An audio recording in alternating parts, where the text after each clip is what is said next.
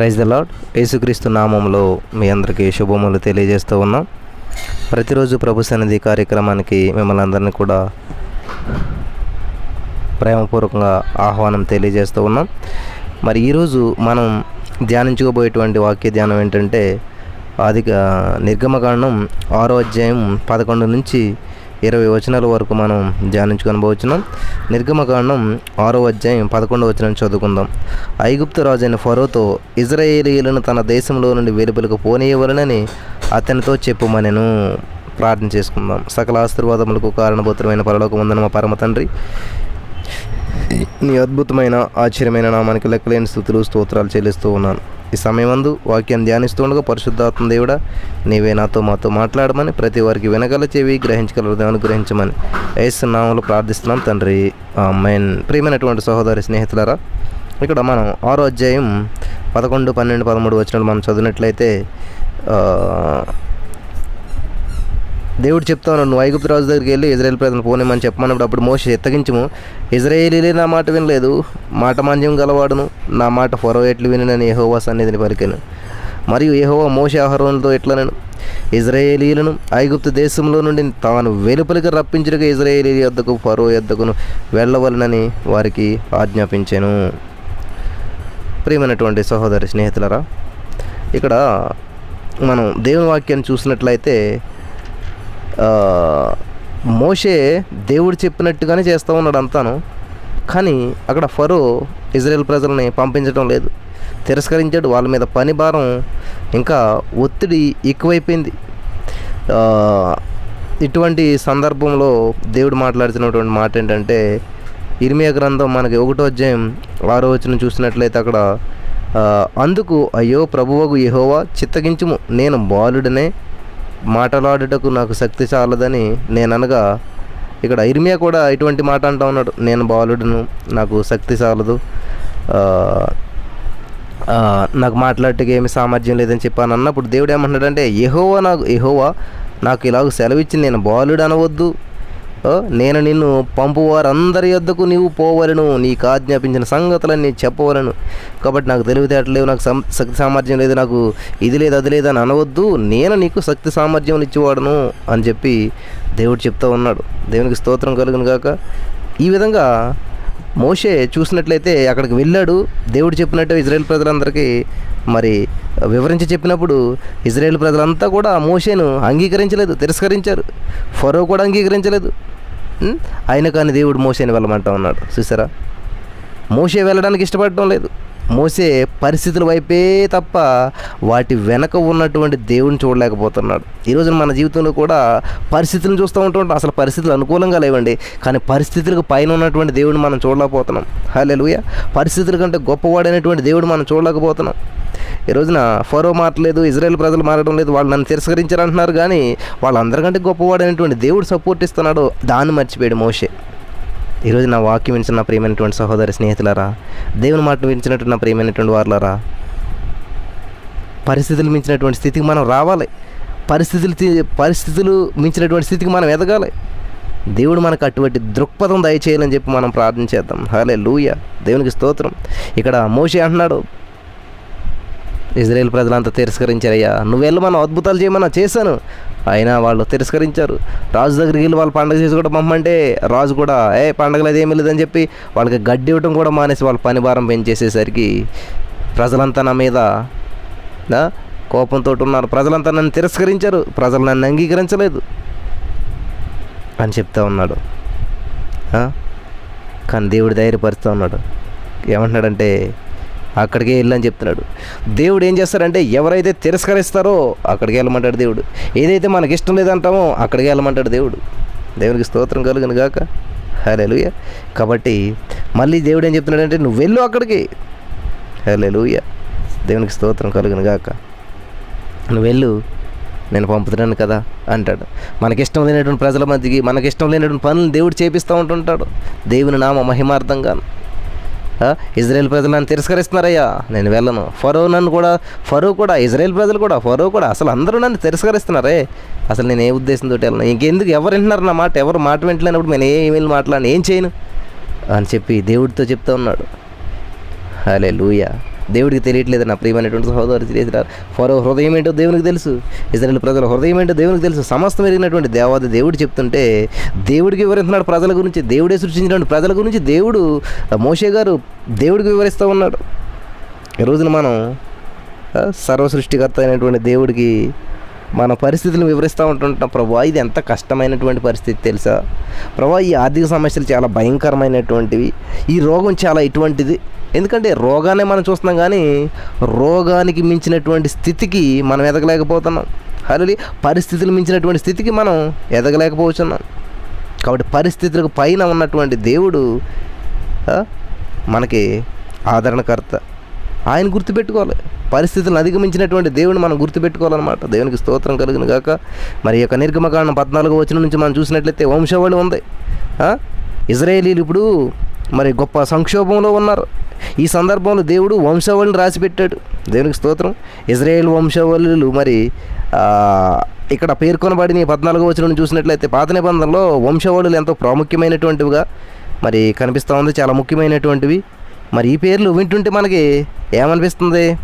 విసుగొస్తుంది. ఏంటి పేర్లు అసలు ఏమర్థమవుతున్నాయి కదా, ఎందుకు చదవం మనం అసలు వదిలేస్తాం అన్నమాట. ఈ 14వ వచనం నుంచి మనం చూడండి చూసినట్లయితే ఈ బైబిల్ గ్రంథంలో మనం చూసినట్లయితే నిర్గమకాండం 6వ అధ్యాయం 12వ వచనం నుంచి మీరు చూసుకుంటే వెళ్ళినట్లయితే అప్పుడు మోసే చిత్తగించమని చెప్పి మాట్లాడి 13వ వచనం నుంచి చూసినట్లయితే వీళ్ళిద్దరితో దేవుడు మాట్లాడి 14వ వచనం నుంచి వారి పితరుల కుటుంబంలో మూల పురుషులు ఎవరనగా ఇజ్రాయేల్ జ్యేష్ఠ కుమారుడైన రూబేను కుమారుడు హానోకు, ఫల్లు, హెమ్రోను, కర్మి, వీరు రూబేను కుటుంబములు. ఇట్లాగ మనం వీళ్ళ పేర్లు చెబుతుంటుంటే అసలు ఏం అర్థం కాదు, చిరాకు వచ్చేస్తుంటుంది, విసుగు వచ్చేస్తుంటుంటుంది.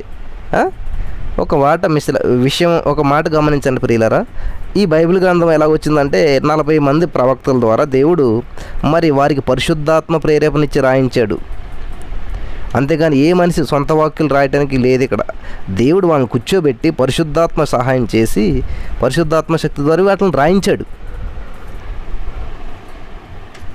అంటే ఇక్కడ ఈ ప్రతి మాట కూడా అక్షరము, పొల్లు, సున్నా, పుల్ స్టాపు, కామన్నీ కూడా దేవుడు ఖచ్చితంగా ఒక నిర్దేశమైనటువంటి పద్ధతిలో రాయించాడు. ఓకే, కాబట్టి పరిశుద్ధాత్మ ప్రేరేపణ ద్వారా రాయబడినప్పుడు అసలు దేవుడికే విసుగు అనిపించినప్పుడు గమనించాలి. ఏంటి దేవుడికే విసుగు అనిపించినప్పుడు మరి మనకెందుకు విసుగు అనిపించాలి? ఆలోచన చేస్తారు ఎప్పుడన్నా? దేవుడే రాయించాడు, పరిశుద్ధాత్మ దేవుడే రాయించాడంటే దేవుడికే విసుగు లేనప్పుడు మనకి ఎందుకు విసుగు రావాలి? దేవుడికే అవి ఇష్టమైనప్పుడు మనకి ఎందుకు ఇష్టం ఉండలేదు? దేవుడే క్షమించినప్పుడు మనం ఎందుకు క్షమించలేకపోతున్నాం? దేవుడే ప్రేమించినప్పుడు మనం ఎందుకు ప్రేమించలేకపోతున్నాం? దేవుడే చేసినప్పుడు మనం ఎందుకు చేయలేకపోతున్నాం? హల్లెలూయా. అందుకే చెప్పాడు దేవుడు, క్రీస్తు చేసిన కలిగిన మనసు మీరును కలిగిండు అని చెప్పి. కాబట్టి క్రీస్తు ప్రభు వారు పరిశుద్ధాత్మ ప్రేరేపించి ఇవన్నీ రాయించాడంటే సంథింగ్ ప్రణాళిక ఉంటుంది. హల్లెలూయా. దేవుడు రాయించినట్టు ప్రతిదీ కూడా మనకు ముఖ్యమే అని మనం గ్రహించాలి. ఇది అనవసరం, ఇది వేస్ట్, అది కాదు, అన్నీ ముఖ్యమే. వంశావళుల పేర్లు జాగ్రత్తగా చదవాలన్నమాట మనం. హల్లెలూయా. మరి నూతన జన్మ పొందినటువంటి వారంతరి పేర్లు కూడా ఈ జీవ గ్రంథంలో రాయబడి ఉంటుంది. నూతన జన్మ ఎవరైతే పొందారో, యేసుక్రీస్తు ప్రభువారిని సొంత రక్షణగా ఎవరైతే అంగీకరించారో వారందరి పేర్లు కూడా జీవ గ్రంథంలో రాయబడి ఉంటుందని చెప్పి మనం గమనించాలి. హల్లెలూయా. దేవునికి స్తోత్రం.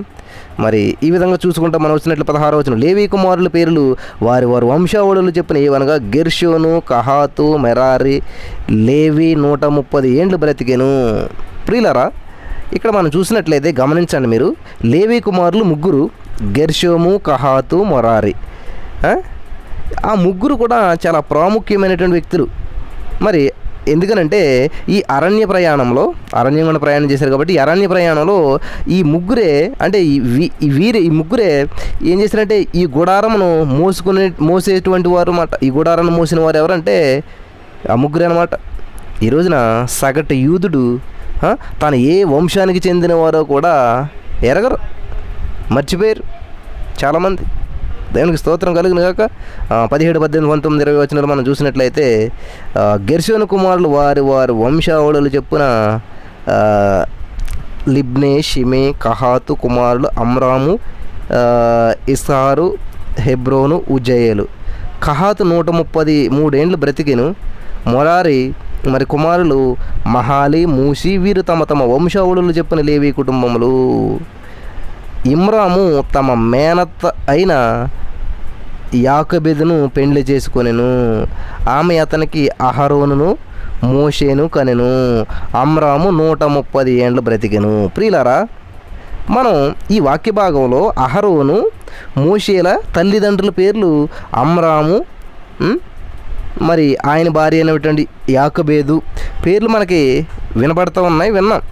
దేవునికి స్తోత్రం కలిగిన గాక. మోషే గారు చూడండి, ఒక లేవీయుడు అని చెప్తాడు తప్ప వాళ్ళ తల్లిదండ్రుల పేర్లు ఎక్కడ ఉండదు మనకి. కానీ ఇక్కడ కొద్దిలోకి మోషే గారు మరి దేవుడు ప్రేరేపించాడు కాబట్టి ఇక్కడ రాస్తూ ఉన్నాడు. అహరోను మోషేలు ఎవరంట తల్లిదండ్రులు పేర్లు? అమ్రాము, ఆయన భార్య అయినటువంటి యాకోబేదు పేర్లు మనకి ఇక్కడ వింటూ ఉన్నాం. ఈ 20వ వచనం వచ్చేసరికి గమనించాలి ప్రియులారా. ఇక్కడ చాలా పెద్ద డౌట్ వస్తుంది అందరికీ. ఏమిటా డౌట్ అని మనం ఆలోచన చేసినట్లయితే, ఇప్పుడు అంతా బాగానే ఉన్నదే, మనకు ఒక ప్రశ్న ఎదురవుతుంది. ఏంటంటే, అసలు ఈజిప్టు దేశంలో హెబ్రీ వంశం అంటే మన అహరోను మోషే వీళ్ళంతా హెబ్రీలు కదా. మరి ఆ వంశంలో మగ శిశువులందరినీ కూడా చంపవలసింది అని చెప్పేసి ఫరో గారు ఒక రాజశాసనం చేయించాడు కదా. మరి అహరోను ఎలా వచ్చాడు, అహరోను ఎలా బ్రతికాడు? మోషే విషయంలో కూడా మరి ఎంతో క్లిష్ట పరిస్థితి ఏర్పడింది కదా, మనకందరూ తెలుసు. మోషే గారిని కూడా చంపేయాలన్నప్పుడు చాలా క్లిష్ట పరిస్థితి ఏర్పడుతుంది. మరి తల్లి కొంచెం తెలివిగా ప్రవర్తించి మరి ఏం చేస్తుందంటే, మరి జమ్ము పెట్టులో పెట్టడం, ఆయన్ని కాపాడటం మనం చూస్తూ ఉంటుంటాం అన్నమాట. మోషే గారి జన్మ వృత్తాంతం మనకంతా తెలుసు. మరి ఫరో ఎక్కడ శత్రువు అయితే, ఎవరు శత్రువు అయితే శత్రువు లేదు భోజనం సిద్ధపడుతున్నాడు దేవుడు. ఏ రాజు అయితే చంపేయాలని శాసనం తయారు చేయడాడో ఆ రాజు ఇంట్లోనే మోసే పెరిగేలాగా దేవుడు చేస్తాడు. దేవునికి స్తోత్రం. దేవుడు శాసనాలు చూసారు ఎంత అద్భుతంగా ఉంటాయో. అటువంటి పరిస్థితుల్లో మరి ఆ శాసనం అలా ఉన్నది. మరి అహరోను ఎలా బ్రతికాడు? మోషే అంటే ఇటు క్లిష్ట పరిస్థితుల్లో బ్రతికాడు అనుకుందర్లేండి. మోషే తోడు పుట్టిన మగ శిశువులు అందరూ చనిపోయారు. కానీ మరి అహరోను ఎలా బ్రతికాడు? ప్రియులారా, గమనించవలసిన విషయం ఏంటంటే, అహరోను మోషే కంటే పెద్దవాడు. గమనించదగ్గ విషయం ఏంటంటే, అహరోను మోషే కంటే పెద్దవాడు. ఆ మోషే పుట్టినప్పుడు ఈ ఫరో శాసనం అమల్లో లేదు, అప్పటికి లేదు ఈ శాసనం. గమనించాలి. మోసే పుట్టినప్పుడు వచ్చిన శాసనం. ఫర్ ఎగ్జాంపుల్ మన తాతల ముత్తాతలకి కరోనా వైరస్ అంటే తెలియదు, వాళ్ళకి ఇటువంటి ఎఫెక్ట్ వాళ్ళకి లేదు.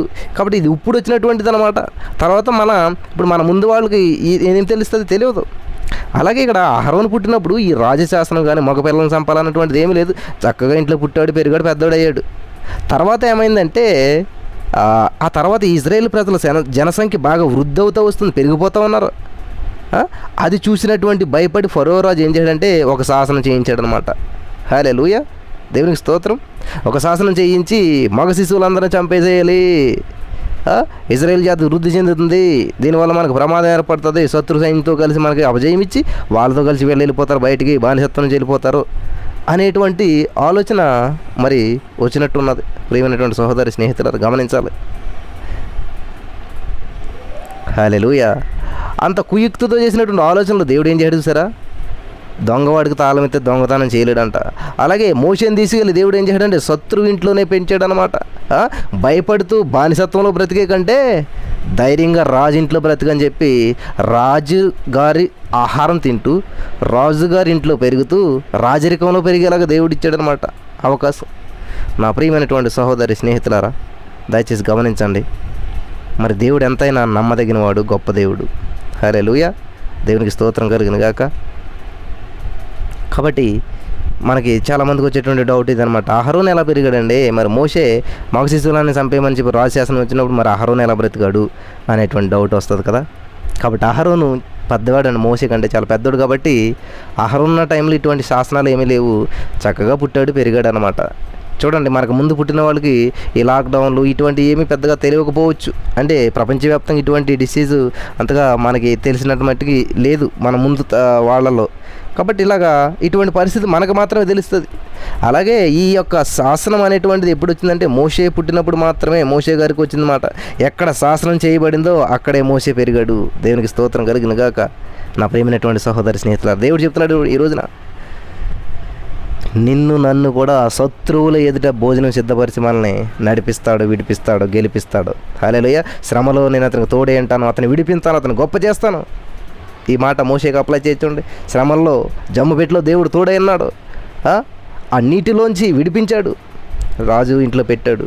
హల్లెలూయా. అతను నడిపించాడు అక్కడికి, మళ్ళీ అక్కడ నుంచి విడిపించాడు, అతను గొప్ప చేశాడు, గొప్ప నాయకుడిని చేశాడు. దేవునికి స్తోత్రం. ఇజ్రాయేల్ ప్రజలందరూ నడిపించాడు, గొప్ప నాయకుడిని చేశాడు. కాబట్టి శ్రమల్లో తోడైనాడు దేవుడు. మనల్ని నడిపిస్తాడు, మనల్ని విడిపిస్తాడు, మనల్ని గొప్ప చేస్తాడు.